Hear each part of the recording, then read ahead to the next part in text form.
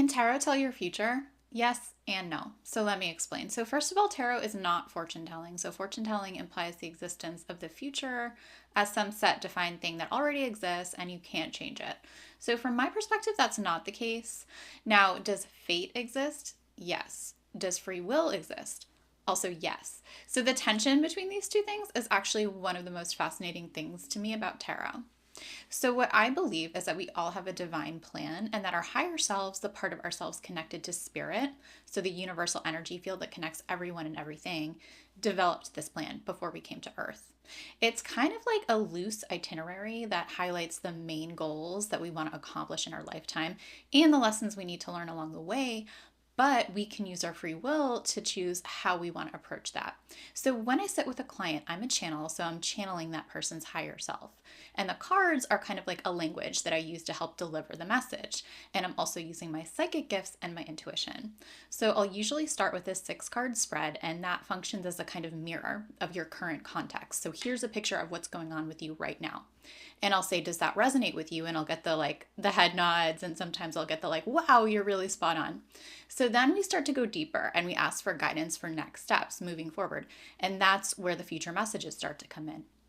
But it's important to remember that as humans, we experience time in a linear way, so past, present, future. So, of course, naturally we want to know what's coming in the future, but our higher selves, they don't exist on the same plane as we do. For them, time doesn't really exist at all. So, the past, present, and future are all happening at once and they're all tied together. So, your higher self actually isn't nearly as concerned with the future as we are. So, usually what they're much more interested in talking about is, hey, how is that divine plan going? Like, the one that you developed before you came here. Are you learning your lessons? Are you clearing your blocks? Are you embodying the goals and the experiences that you intended to have here on Earth? So, say for example, you really want to be a singer. It's part of your soul contract why you came here on Earth.